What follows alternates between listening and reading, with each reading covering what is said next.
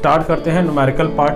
पहला है आपका numerical, with increase in the temperature the resistance of the semiconductors. ठीक है, सो अगर आपको याद हो सेमीकंडक्टर जो है, semiconductor has negative temperature coefficient. ठीक है, कोएफिशिएंट होता है अल्फा जो है, क्या होता है इनका, नेगेटिव होता है, इट इज नेगेटिव। क्लियर है? सो अगर अल्फा नेगेटिव होगा तो आर टी बराबर क्या होगा, R naught 1 minus alpha into delta T. ठीक है, सो अगर आप यहां से ग्राफ बनाएंगे, देखिए क्या बनाएंगे, ग्राफ बनाएंगे रेजिस्टेंस वर्सेस टेम्परेचर पर। ठीक है, तो जरा ग्राफ बनाते हैं। जब टेम्परेचर 0 है then R T equals to क्या है, आर नॉट है। आर टी इक्वल्स टू क्या होगा आपका, आर नॉट। सपोज ये वैल्यू जो है आर नॉट है। नाउ अब जैसे ही टेम्परेचर बढ़ेगा तो ये 1 में से क्या होगा, सब्ट्रैक्ट होगा, तो रेजिस्टेंस क्या होंगे, फॉल होंगे। क्लियर होंगे, क्या होगा, फॉल होगा। लाइक दिस ग्राफ बनेगा। सो यहां से मुझे क्या समझ में आ रहा है, as temperature increases resistance of the semiconductor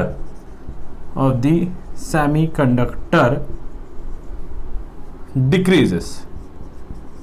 ठीक है, तो यहां से क्या, with increase in temperature the resistance of the semiconductor क्या होता है, डिक्रीज हो रहा है। तो ऑप्शन तो यहाँ बहुत अच्छे से आ गया। आपसे ये क्या होगा, बी करेक्ट होगा। सो इस क्वेश्चन का आंसर क्या होगा, बी। अब जरा समझिएगा होता क्या है, जैसे ही टेम्परेचर बढ़ता है रेजिस्टेंस क्या होता है, डिक्रीज होता है, तो करंट क्या होगी, बढ़ेगी। मैं आपको जरा समझाता हूँ।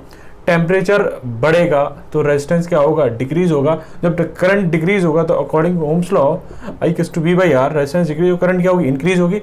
देन फिर क्या होगा, ये क्यूमुलेटिव प्रोसेस बनेगा, फिर टेम्परेचर बढ़ेगा, फिर रेजिस्टेंस डिक्रीज होगा, करंट फिर इंक्रीज होगी। तो ये क्यूमुलेटिव प्रोसेस होगा। तो क्या होगा, जो सेमीकंडक्टर है उसमें जो जंक्शन है वो इतना हीटअप हो जाएगा, उसका क्या हो जाएगा, थर्मल ब्रेकडाउन। क्या हो जाएगा, thermal breakdown. So there is a thermal breakdown.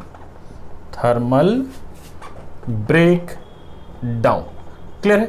सो इस ब्रेकडाउन को दूर करने के लिए क्या करते हैं हम, जितने भी डिवाइसेस हैं, इलेक्ट्रॉनिक्स डिवाइसेस हैं, उनको हम हीट सिंक पर क्या करते हैं, प्लेस करते हैं। हीट सिंक क्या करती है, जो भी हीट डेवलप होती है वो उस हीट को जंक्शन से क्या करती है, एटमॉस्फेयर पे भेजती है, जिससे कि जो एरिया है, जंक्शन का एरिया, वो क्या हो जाए, ठंडा हो जाए। क्लियर? और जो हीट सिंक है वो एल्युमिनियम की बनी होती है।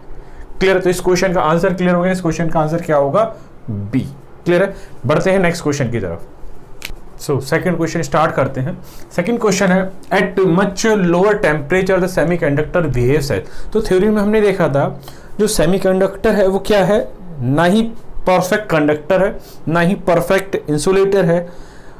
कंडक्टर का मतलब है ना ये करंट को एक्सेस पास कर सकता है, ना करंट को एक्सेस क्या कर सकता है, ब्लॉक कर सकता है। यानी कि कुछ प्रॉपर्टीज की कंडक्टर की है, कुछ प्रॉपर्टीज की क्या है, इंसुलेटर की, तभी तो उसका नाम है सेमीकंडक्टर। अब मैंने सेमीकंडक्टर के बारे में बताया, semiconductor are those material which में एक्ट एज ए कंडक्टर और insulator that depends upon the temperature.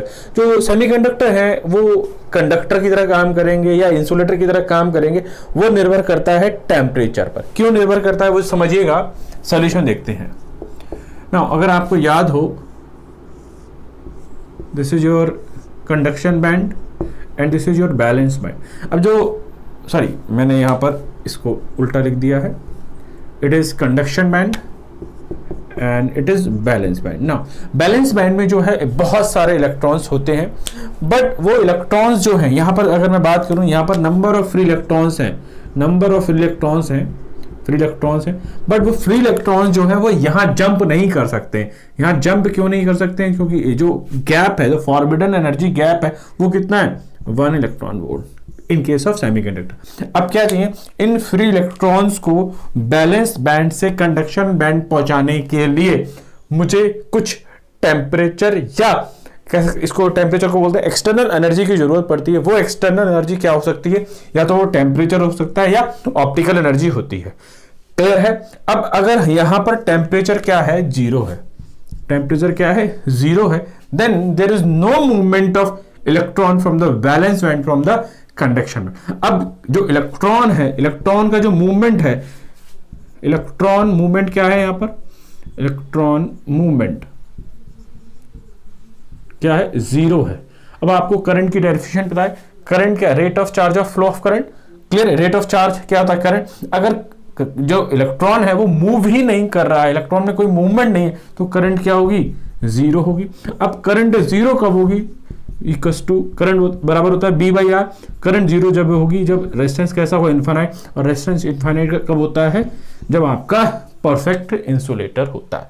So eight 0 kelvin जो आपका सेमीकंडक्टर है वो कैसे बिहेव करता है, परफेक्ट इंसुलेटर की तरह। सो अगर T बराबर 0 है तो जो सेमीकंडक्टर है, सेमीकंडक्टर जो है वो कैसे बिहेव करेगा, एक इंसुलेटर की तरह, ठीक है। पर अगर आप टेम्परेचर बढ़ाएंगे तब जो सेमीकंडक्टर है, सेमीकंडक्टर क्या करेगा,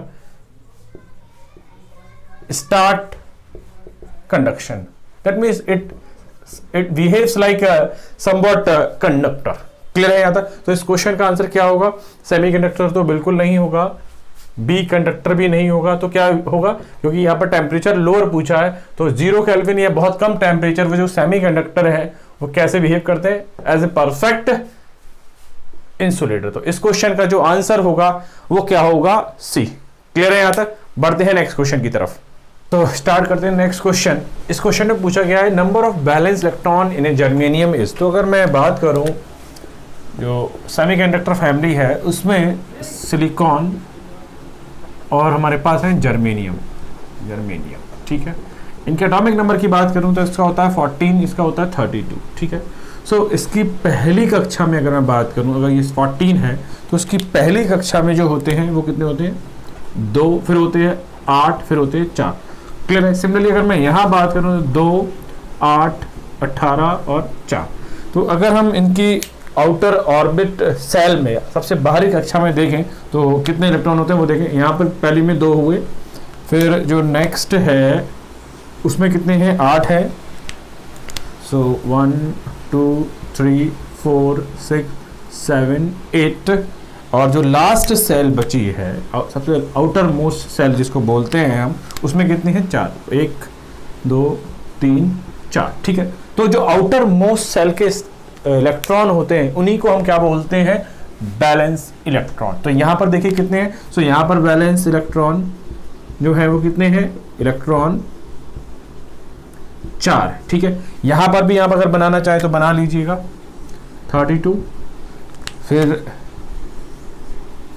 88, फिर 18, and then we have to apply 4। तो यहाँ पर हमारे पास 2 हैं, फिर हमारे पास 8 हैं, 1, 2, 3, 4, 5, 6, 7, 8, देन 18 है, 1, 2, 3, 4, 5, 6, 7, 8, 9, 10, 11, 12, 13, 14, 15, 16, 17, 18, एंड लास्ट में कितने हैं, 4, 1, 2, 3 और 4। तो यहाँ भी जो बैलेंस इलेक्ट्रॉन है 4 है, यहाँ भी बैलेंस इलेक्ट्रॉन कितने हैं, 4। So number of balance electron in germanium और इन सिलिकॉन बोथ आर 4, ठीक है यहाँ तक। तो ये दोनों क्वेश्चन आपको मिल सकते हैं एग्जाम में, तो इस क्वेश्चन का आंसर भी होगा। एक चीज और ध्यान रखिएगा, जर्मेनियम है, सिलिकॉन है, इनके आप एटॉमिक नंबर भी याद रखिएगा, जिससे किसी कंपटीशन में अगर बाई चांस पूछ लिया जाए कि सिलिकॉन और जर्मेनियम के एटॉमिक नंबर कितने हैं, तो वो आपको याद होने चाहिए, ठीक है यहाँ तक। तो इस क्वेश्चन का आंसर क्लियर हो गया, बी हो गया। बढ़ते हैं नेक्स्ट क्वेश्चन की तरफ। नेक्स्ट क्वेश्चन हमारा, a semiconductor is formed by which type of bonds. तो मैं बता रहा हूँ, metallic bonds, covalent bond, ionic bond और नन ऑफ दिस। सो अगर मैं बात करूँ इस क्वेश्चन के सोल्यूशन की, जो हमारे सेमीकंडक्टर्स हैं लाइक जर्मेनियम और सिलिकॉन, इनके आउटर मोस्ट सेल में जो है 4 इलेक्ट्रॉन होते हैं। जब ये एटम जो है मॉलिक्यूल फॉर्म करने की, जब ये एटम जो है मॉलिक्यूल फॉर्म करते हैं तो इलेक्ट्रॉनों की क्या करते हैं, शेयरिंग करते हैं, और इलेक्ट्रॉनों की शेयरिंग करने से जो बॉन्ड बनता है उस बॉन्ड का नाम क्या है आपका यहाँ पर, कोवैलेंट बॉन्ड। तो अगर मैं डेफिनेशन की बात करूं, the bond formed by sharing of electron from from A atom two molecule, और एटम टू मॉलिक्यूल, जब कोई एटम मॉलिक्यूल बनाता है तो इलेक्ट्रॉनों की क्या करता है, शेयरिंग करता है। उस शेयरिंग को हम क्या कहते हैं, कोवैलेंट बॉन्ड कहते हैं। तो मैं एक एग्जांपल ले रहा हूं आपके सामने। सपोज आपके पास सिलिकॉन है 1, सिलिकॉन 2, सिलिकॉन 3, ठीक है, 4, ये मैं सिलिकॉन का एक मॉलिक्यूल बना रहा हूं। Then we have also this silicon and silicon, ठीक है। ये सारी चीज़ें आपके सिलेबस में डिटेल में आएंगी, बट अभी आपको थोड़ा पेशेंस रखना पड़ेगा। सो आउटर मोस्ट सेल में कितने इलेक्ट्रॉन है, 4, ठीक है। सो यहाँ पर 4 4 4 4 4, दिस इज 4, ठीक है। यहाँ पर भी 4 बना दीजिए, 4 लाइक दिस, 4 4 4 4 4, ये बना दिया मैंने दिस वे। ना अब क्या करते हैं, ये जो सिलिकॉन के एटम है ये मॉलिक्यूल फॉर्म करने की कोशिश करते हैं, तो ये क्या करते हैं, इलेक्ट्रॉनों को शेयर करते हैं। जो इलेक्ट्रॉनों को ये शेयर करते हैं, दिस शेयरिंग, दिस ना समझिएगा जरा, दिस शेयरिंग, यहाँ से ये शेयर हुआ, ये किसी और से होगा आगे, देन यहाँ पर शेयरिंग होगी, यहाँ पर शेयरिंग, ये किसी और से करेगा, ये किसी और से, ये किसी और से, इन्होंने इससे कर लिया है, ये इससे शेयरिंग करेगा, ये किसी और से करेगा, इसकी शेयरिंग इससे है, इसकी शेयरिंग इससे है, और इनकी शेयरिंग इससे है, ये शेयरिंग होगी। क्लियर है? Now it forms a molecule. Now this bond is called covalent bond. Clear हुआ? So sharing of electrons is called the covalent bond. Now in a covalent bond each atom is having two electrons. So in covalent bond we have 2 electrons. Clear? Now these electron becomes the free electron, that is move from what, valence band to conduction band. Clear? So the bond formed by the sharing of electron from a atom to molecule is called the covalent bond. Covalent bond is having 2 electrons. Clear है? So semiconductor में कौन सा bond होता है, covalent bond होता है। ये बात क्लियर हो गई होगी। तो इस क्वेश्चन का आंसर क्या होगा, बी होगा। बट अगर मैं मेटेलिक बॉन्ड की बात करूं तो ये किस में होता है, कंडक्टर में होता है। किस में होता है, कंडक्टर में। ये आपका सेमीकंडक्टर में हो ही गया, पता ही चल गया अब आपको, सेमीकंडक्टर में, ठीक है। आयनिक बॉन्ड जो होता है हमारा इंसुलेटर में होता है। किस में होता है, इंसुलेटर में होता है। जब मैंने थ्योरी पढ़ाई होगी तो आपने ये सारी चीजें पढ़ी होंगी। अगर आप ध्यान से पढ़ रहे हैं तो आपको सब कुछ क्लियर होगा। सो इस क्वेश्चन का आंसर क्लियर हो गया, बी होगा। ठीक है, यहां तक बढ़ते हैं नेक्स्ट क्वेश्चन की तरफ। नेक्स्ट क्वेश्चन हमारा इस जर्मेनियम एटम कंटेन्स, पहला ऑप्शन है 4 बैलेंस इलेक्ट्रॉन, अगला ऑप्शन है 6 बैलेंस इलेक्ट्रॉन, सी ऑप्शन है 4 प्रोटॉन्स और लास्ट ऑप्शन है 6 प्रोटॉन्स। ठीक है, सो इस क्वेश्चन को अगर आपको याद हो, जो जर्मेनियम है, जर्मेनियम हैज 32 एटॉमिक नंबर, याद है आपको? ठीक है, एटॉमिक नंबर। तो इसका एटॉमिक नंबर अगर 32 है तो इसको देखें तो पहले सेल में 2, फिर 8, फिर 18, फिर 4 होंगे। तो ये लास्ट आउटर मोस्ट सेल होती, आउटर मोस्ट सेल है। इस आउटर मोस्ट सेल सॉरी, जो आउटर मोस्ट सेल है उसमें जो नंबर ऑफ इलेक्ट्रॉन्स होते हैं उन्हीं को, so outer most shell electron को हम क्या बोलते हैं, बैलेंस इलेक्ट्रॉन। क्लियर है? So balance electron. क्लियर है यहां तक? तो चेक करिए इसके आउटर मोस्ट सेल में कितने इलेक्ट्रॉन है, 4 इलेक्ट्रॉन। अगर जर्मेनियम का पूछा जाए, सॉरी सिलिकॉन का पूछा जाएगा तो उसका भी आंसर कितना होगा, 4 ही होगा, क्योंकि उसका एटॉमिक नंबर कितना है, 14। तो 14 कैसे आएगा, 2, 8, 4। क्लियर है यहां तक? तो इस क्वेश्चन का जो आंसर होगा आपका क्या होगा, ए बिल्कुल करेक्ट होगा। ये मैं ऑलरेडी एक बार, मैंने इस चीज से रिलेटेड क्वेश्चन था बट उसमें ऑप्शन चेंज थे, इस क्वेश्चन में ऑप्शन चेंज है बट जो कॉन्सेप्ट है वो एग्जैक्ट सेम है। ठीक है, यहां तक बढ़ते हैं नेक्स्ट क्वेश्चन की तरफ। नेक्स्ट क्वेश्चन हमारे सामने है, temperature coefficient of resistance in a pure resistance is. ठीक है, सो अगर आपको याद हो सॉल्यूशन में जब हम थ्योरी पढ़ा रहे थे तो जो अल्फा, इसी को बोलते हैं टेम्परेचर कोफिशिएंट, टेम्परेचर कोफिशिएंट। ठीक है, ये जो टेम्परेचर कोफिशिएंट है, अगर मैं बात करूं कंडक्टर फिर मैं बात करूं सेमीकंडक्टर, फिर मैं बात करूं आपकी इंसुलेटर। क्लियर है? फिर मैं एक और स्पेशल ब्रांच लेता हूं that is called instrumentation, used in instrumentation. ठीक है, तब बात करते हैं। तो जितने भी तरीके के अल्फा होते हैं वो हम यहाँ देखते हैं ना। For the conductor alpha is positive, for semiconductor alpha is negative, for insulator alpha is negative, but practically for instrumentation alpha is approximately equal to 0। Clear है? सो अगर मैं डायग्राम बनाऊं या रेजिस्टेंस का फॉर्मूला लिखता हूं, आर टी बराबर R01 plus alpha into delta T. ठीक है, इन दोनों के लिए भी बिल्कुल सेम रहेगा क्योंकि दोनों का अल्फा क्या है, नेगेटिव है।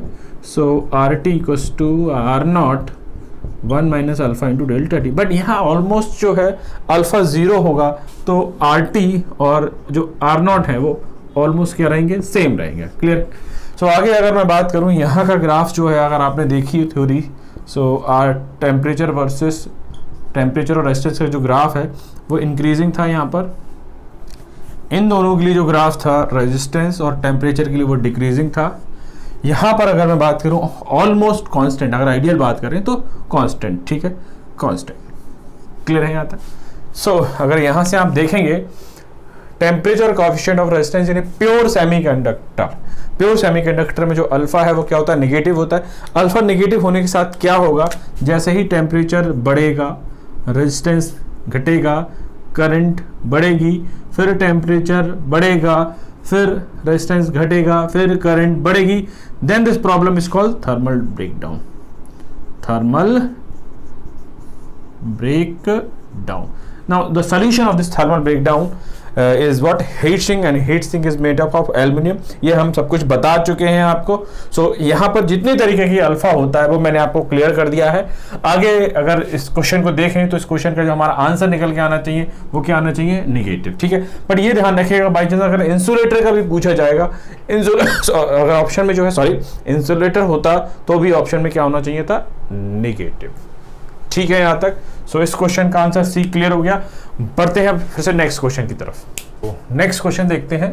Semiconductors example germanium, silicon etcetera bracket close are those with electrical conductivity lies in between the conductors and insulator in terms of energy band, the valence band, fill in the blanks, and the conduction band. ठीक है, so question क्या पूछा है पहले तो मैं आपको समझा देता हूं। ऑप्शन जो है आपके क्या है, almost field, almost empty, almost empty, almost field, almost field, almost field, almost empty, almost empty. ठीक है, नाउ क्या क्वेश्चन पूछना चाह रहे हैं, पहले तो ये समझिएगा जो कंडक्टिविटी होती है सेमीकंडक्टर की वो लेस देन होती है, दैट इज ग्रेटर देन होती है इंसुलेटर से, और लेस देन होती है कंडक्टर से।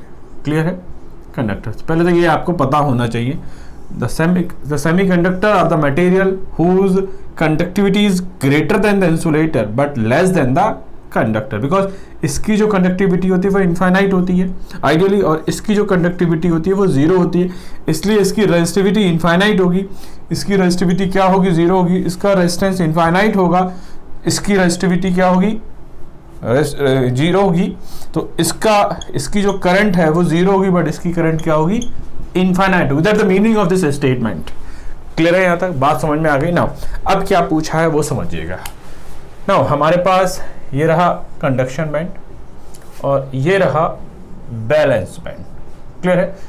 Now in each conductor and in semiconductor और इंसुलेटर तीनों में क्या होता है, valence band are completely filled with, valence band are completely filled with electrons, but the electron can be moved from this band to this band with the help of the external energy.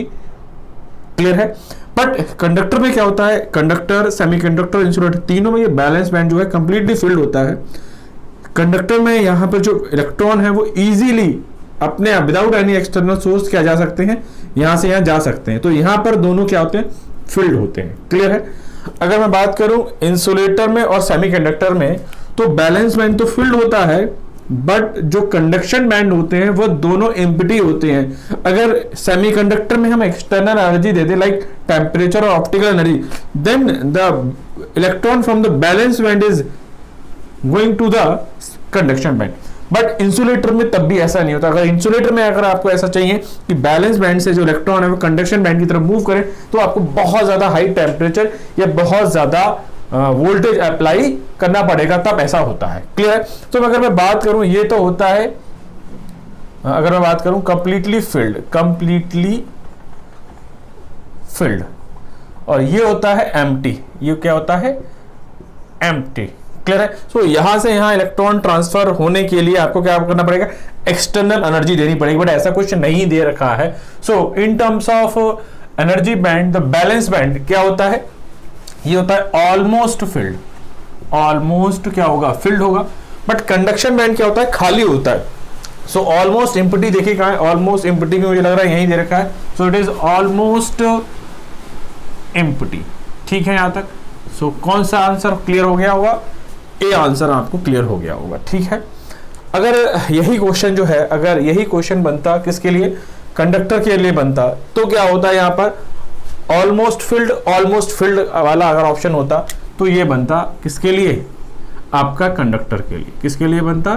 Conductor के लिए बनता। ठीक है यहां तक? So hopefully ये बात clear होगी। तो इस क्वेश्चन का आंसर क्या हो गया? ए बिल्कुल करेक्ट हो गया। क्या मीनिंग होता है कंडक्टिविटी का? क्या ऑर्डर है या मीनिंग है?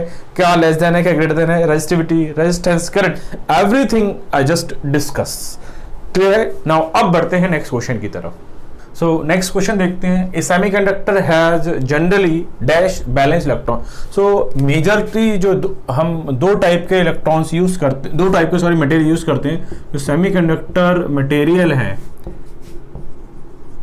मटेरियल है इन जनरल जो है हम दो तरीके के यूज करते हैं। बहुत सारे हैं, बट जो मेन यूज है वो है सिलिकॉन और germanium.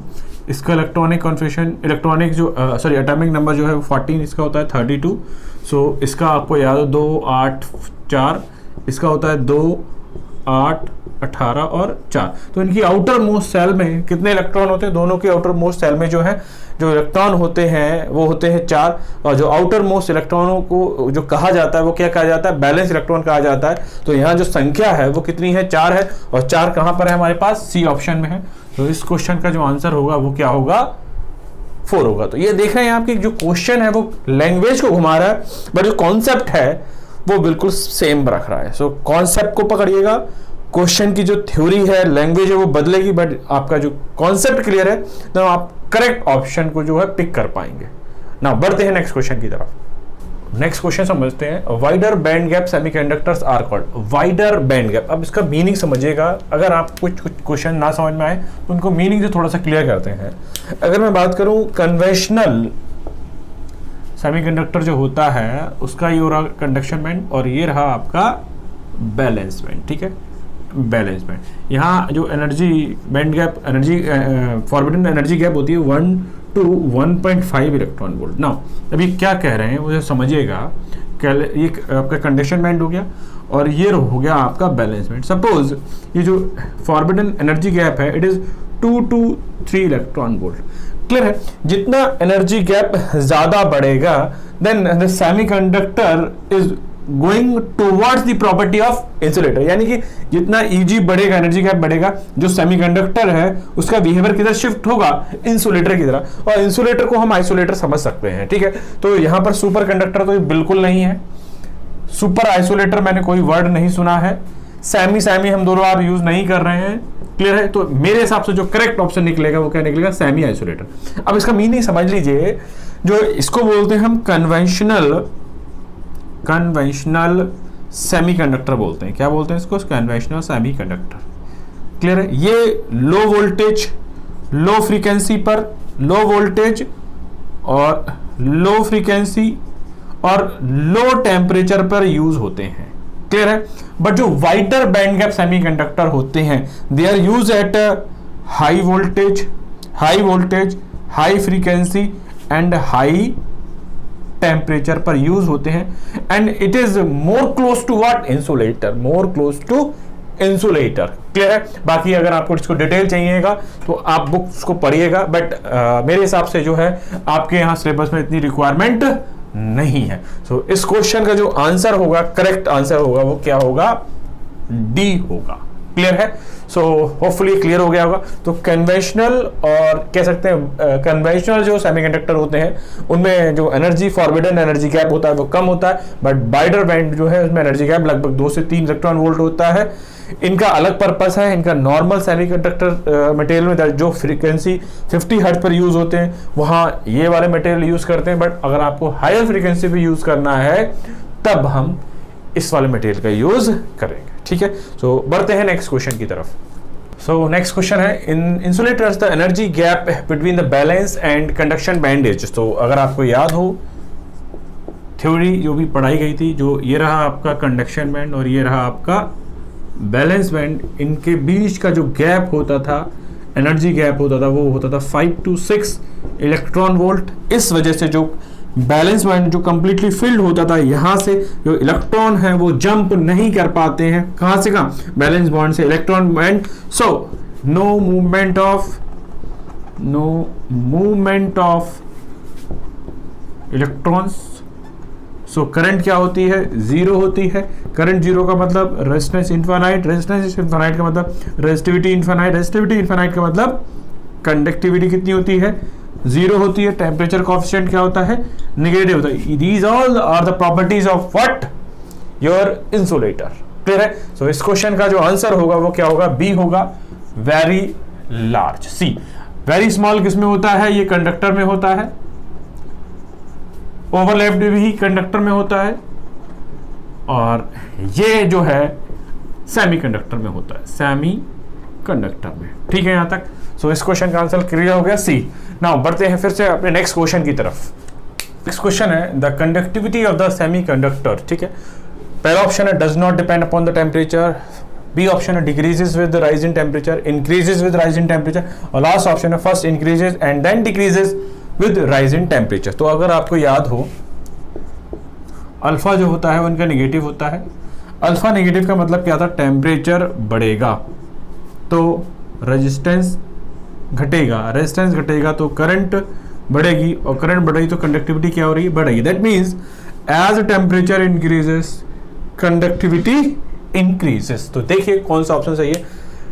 Does not depend upon temperature, ये बात बिल्कुल गलत है। Decreases with rise in temperature, ये भी गलत है।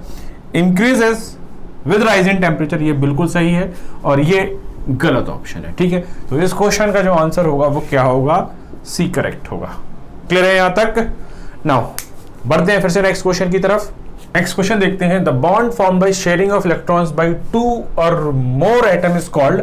सो अगर आपको याद हो, 2 एटम के बीच में अगर इलेक्ट्रॉन्स की शेयरिंग हो रही है तो इस बॉन्ड का नाम था कोवैलेंट बॉन्ड। ठीक है?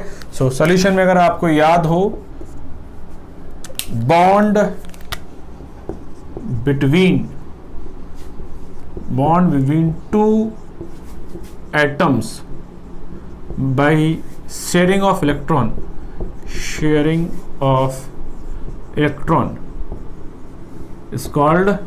is called covalent bond. ठीक है? बाकी अगर आप सेमीकंडक्टर में देखेंगे तो कोवैलेंट बॉन्ड होगा आपका, अगर मेटालिक बॉन्ड देखें तो कंडक्टर में होगा, आयनिक बॉन्ड देखें तो इंसुलेटर में होगा, और ये बॉन्ड पता नहीं क्या होता है, हमसे इसका कोई मतलब नहीं है। तो इस क्वेश्चन का जो आंसर होगा वो क्या सही होगा? सी बिल्कुल करेक्ट होगा। क्लियर है यहां तक? क्वेश्चन है the germanium crystal behaves as an insulator at. So अगर आपको याद हो, जो इतना भी सेमीकंडक्टर है वो 0 केल्विन पर कैसे बिहेव करता है? इंसुलेटर, क्योंकि 0 केल्विन पर जो आपका बैलेंस बैंड होता है वो कंप्लीटली फिल होता है, बट कोई भी इलेक्ट्रॉन जो है बैलेंस इलेक्ट्रॉन से कंडक्शन बैंड जाने के लिए एबल नहीं होता है। क्लियर है? सो 0 डिग्री केल्विन पर जो आपका सेमीकंडक्टर है वो बिल्कुल इंसुलेटर की तरह बिहेव करता है, बट अगर उस सेमीकंडक्टर पर हम टेम्परेचर को इंक्रीज करते हैं तो क्या होता है? जो बैलेंस बैंड में इलेक्ट्रॉन्स बैठे होते हैं, फील्ड अवस्था में रहते हैं, उनकी जो वैलेंस बैंड की जो एनर्जी है उस अवस्था से वो उठकर कहाँ जाते हैं, कंडक्शन बैंड में जाते हैं, और जब इलेक्ट्रॉन जो है मूवमेंट करते हैं तो करंट का कंडक्शन होने लगता है। ठीक है यहाँ तक। तो अगर बात करें germanium crystal behaves as an insulator at what temperature, simple सा आंसर है 0 केल्विन। तो इस क्वेश्चन का जो आंसर होगा वो क्या होगा, ए बिल्कुल करेक्ट होगा। ठीक है यहाँ तक। नाउ बढ़ते हैं नेक्स्ट पार्ट की तरफ। तो हमारा नेक्स्ट क्वेश्चन है the resistivity of the semiconductor at room temperature lie रफली in the range of. So इस क्वेश्चन को आपको याद रखना पड़ेगा कि किसी भी मटेरियल की रेजिस्टिविटी, कंडक्टिविटी या कोई भी पर्टिकुलर वैल्यू है वो कितनी पूछे है वो आपको याद करनी पड़ेगी। तो इस क्वेश्चन का जो एग्जैक्ट आंसर है, resistivity of the semiconductor at room temperature lies in the range of 0.01 ohm centimetre to 0.50 ohm centimetre. पर यहाँ पे बाई चांस अगर फायदा ये मिल सकता था अगर आपको यूनिटों में अंतर होता तो बहुत अच्छे से ऑप्शन निकाल लेते थे, क्योंकि रेजिस्टिविटी की जो यूनिट होती है वो क्या होगी, rho equals to R into A upon L. So it is ohm into centimetre square upon centimetre, centimetre से एक power cancel, so ohm into centimetre. Clear है। सो बट यहाँ पर डेटा बेस्ड क्वेश्चन है तो आपको ये याद करना ही पड़ेगा। क्लियर है। तो इस क्वेश्चन का जो आंसर है वो क्या है, बी है। यूनिट का आप ध्यान रखिएगा, ऑप्शन जो है यूनिट वाइज होंगे तो बहुत अच्छा होगा। ठीक है यहाँ तक।